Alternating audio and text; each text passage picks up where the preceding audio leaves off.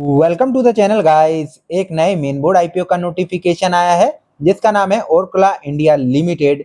इस वीडियो के अंदर हम इसी मेन बोर्ड आईपीओ के बारे में जानेंगे कंपनी की डिटेल्स के बारे में भी। सारी चीज़ों को कवर करेंगे इस वीडियो के अंदर और लास्ट में जानेंगे मेरे पॉइंट ऑफ व्यू को रिगार्डिंग दिस आईपीओ कि हमें आईपीओ में अप्लाई करना चाहिए या फिर इस आईपीओ को अवॉइड करना चाहिए। तो चलिए स्टार्ट करते हैं। सबसे पहले जानते हैं आईपीओ की डिटेल्स को। आईपीओ ओपन होगा 29 अक्टूबर 2025 को, क्लोज होगा 31 अक्टूबर 2025 के दिन। इशू प्राइस बैंड है 695 से 730 रुपीज पर शेयर का। फेस वैल्यू है 1 रुपीज पर शेयर की। लॉट साइज है 20 शेयर्स का। बात करें आईपीओ के टोटल इशू साइज की तो वो है 1667 करोड़ 54 लैक्स का, जो कि पूरा का पूरा ऑफर फॉर सेल है। इस आईपीओ में हमें कोई भी फ्रेश इशू देखने को नहीं मिलेगा। बात करें अब अदर इंपॉर्टेंट डेट्स की, सो आईपीओ की अलॉटमेंट डेट है 3 नवंबर 2025, वहीं पर लिस्टिंग डेट है 6 नवंबर 2025। नजर मारे प्रमोटर की होल्डिंग पर, सो प्री आईपीओ प्रमोटर के पास 90.01% की होल्डिंग अवेलेबल है, जो कि पोस्ट आईपीओ रिड्यूस होकर हो जाएगी 75% की।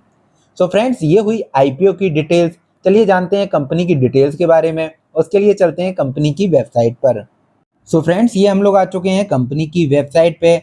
बात करें ओरकला इंडिया की तो इस कंपनी का इनकॉर्पोरेशन हुआ था 1996 के अंदर और ये एक इंडियन फूड कंपनी है जो कि ऑफर करती है diverse range of food products, जो कि हम लोग ब्रेकफास्ट से लेके लंच और डिनर, स्नैक, बेवरेजेस, डेजर्ट सब में यूज करते हैं, है ना। चलिए चेकआउट करते हैं इनकी वेबसाइट को। Your friends in everyday life, यानी कि इनके जो प्रोडक्ट्स हैं वो हमें हर दिन देखने को मिल जाएंगे, मतलब टाइम टू टाइम यूजेस में देखने को आपको मिल जाएंगे। ये देखिए इनके जो कंप्लीट ये रिवाइज प्राइस लिस्ट भी यहाँ पे है, जीएसटी के बाद क्या क्या है ना। 3 बिजनेस यूनिट इनके पास है, 2600 प्लस एम्प्लॉयज कंपनी के पास अवेलेबल है, 6 फैक्ट्रीज हैं इनकी अक्रॉस इंडिया, है ना। साथ ही साथ ये जो इनका मैन्युफैक्चरिंग फैसिलिटी के साथ साथ ये लोग कॉन्ट्रैक्ट मैन्युफैक्चरिंग फैसिलिटी भी रन करते हैं इंडिया के अंदर। साथ ही साथ यूएई, थाईलैंड, मलेशिया, यहाँ पे भी ये लोग कॉन्ट्रैक्ट मैन्युफैक्चरिंग का काम ये कंपनी करती है। इंडिया के अंदर अभी इसके पास 9 फैसिलिटी अवेलेबल हैं। इसके पास 400 प्रोडक्ट्स का अक्रॉस कैटेगरी देखने को आपको मिल जाएगा। कंपनी जो है वो सर्व करती है कस्टमर्स को अक्रॉस कंट्री, जिसमें से कर्नाटक, केरल, आंध्र प्रदेश, तेलंगाना भी इंक्लूडेड हैं। यहाँ पे इनका प्रेजेंस काफ़ी अच्छा है। फर्दर जो इनका जो एक्सपोर्ट भी करती है कंपनी इंडिया के साथ साथ 42 कंट्रीज में, जिसमें यूएस, कनाडा शामिल हैं।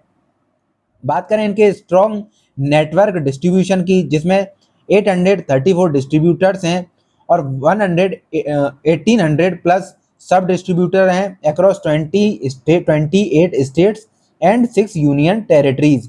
ये इनके ब्रांड्स हैं। एमटीआर, आपने नाम सुना ही होगा एमटीआर का, है ना। ये क्या करती है, बनाती है इंस्टेंट मिक्स और ready to eat meals, masala, breakfast mix, snacks, beverages and spices, है ना। ये सब ये कंपनी बनाती है। ऐसे ये ईस्टर्न्स हैं, ये स्पाइसेस एंड कन्वेंशनल फूड बनाती है।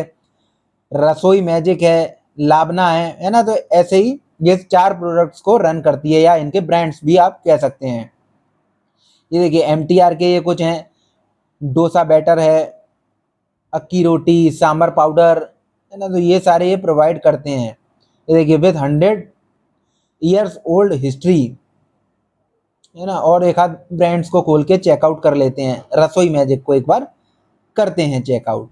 तो ये देखिए इसमें आता है मीठी matar malai, dal makhani, non onion, non garlic paneer मक्खन वाला, है ना। तो ये सारे प्रोडक्ट ये सप्लाई करते हैं।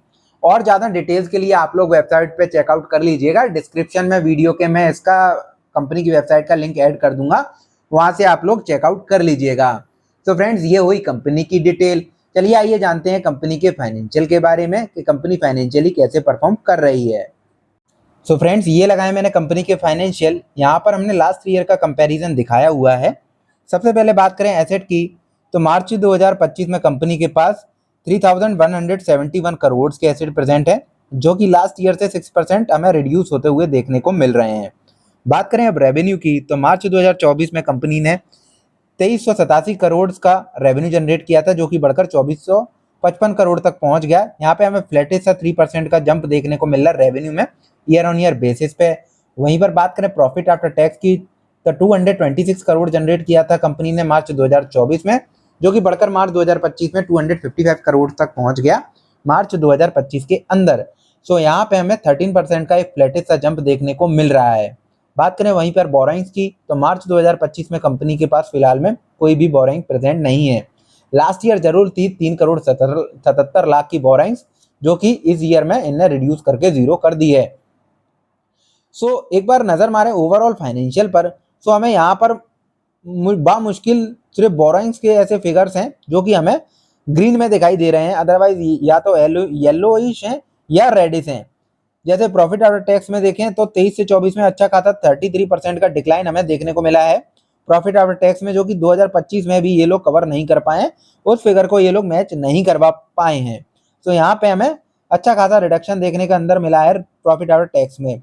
तो इसके जो फाइनेंशियल फिगर्स हैं वो थोड़े से डेटोरेट देखने को लगे मुझे फ्रेंड्स। तो ये हुआ फाइनेंशियल का आउटलुक। चलिए अब नजर मार लेते हैं केपीआई इंडिकेटर्स पर। तो ये मैंने लगाए हैं केपीआई इंडिकेटर। बात करें सबसे पहले डेट टू इक्विटी रेशियो की, तो वो अभी अवेलेबल नहीं है क्योंकि ये कंपनी के पास अभी कोई भी डेट अवेलेबल नहीं है। बात करें पेट मार्जिन की, तो अभी करेंटली 10.70% के पेट मार्जिन पर कंपनी कामकाज कर रही है, तो ये अच्छा है। बात करें प्राइस टू बुक वैल्यू की, तो वो है 5.40 का, ये हाइयर साइड है। बात करें पी रेशियो की, तो पोस्ट आईपीओ पी रेशियो रहेगा 31.68 का, तो ये काफ़ी हाइयर साइड है पी रेशियो, क्योंकि कंपनी ऐसा कुछ ज़्यादा विशेष मुनाफा भी नहीं जनरेट कर रही है, और उस हिसाब से जो वैल्यूएशन डिमांड कर रहे हैं वो थोड़ा सा हाइयर साइड मुझे लग रहा है देखकर। तो ये हुआ केपीआई इंडिकेटर। चलिए अब नज़र मार लेते हैं जीएमपी पर।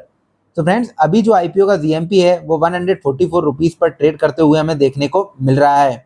बात करें एस्टिमेटेड प्रॉफिट गेन की इस जीएमपी के हिसाब से एक लॉट के ऊपर, तो वो होगा 2880 रुपीज़ का। परसेंटेज वाइज बात करें तो 19.73% का लिस्टिंग गेन आपको देखने को मिलेगा अगर इसी जीएमपी के हिसाब से आईपीओ की लिस्टिंग होती है। तो जीएमपी अभी ठीक ठाक ट्रेड कर रहा है 20% के अराउंड। तो इससे पहले हमने जाना था आईपीओ की डिटेल्स, देन कंपनी की डिटेल। चलिए आते हैं फाइनल क्वेश्चन पर, आईपीओ में अप्लाई करना चाहिए या फिर इस आईपीओ को अवॉइड करना चाहिए। तो देखिए समराइज करता हूँ जल्दी से पूरे आईपीओ को। सो जो आईपीओ का टोटल इशू साइज है 1667 करोड़ का, वो पूरा का पूरा ऑफर फॉर सेल है, यानी कि प्रमोटर अपनी हिस्सेदारी बेच रहे हैं, जो कि 31.69 के वैल्यूएशन यानी कि पी रेशियो पे बेचना चाह रहे हैं, है ना। तो ये दोनों ही पॉइंट एक नेगेटिविटी जनरेट कर रहे हैं। और जो दूसरा फैक्टर है वो है इसके फाइनेंशियल, जो कि थोड़े डमाडोल स्थिति में देखने को मिल रहा है। फ्लैटिश सा जंप है रेवेन्यू के अंदर और प्रॉफिट आफ्टर टैक्स के अंदर, और कंपनी जो है वो 2023 के जो प्रॉफिट जनरेट किया था उसको अभी तक मैच भी नहीं कर पाई है।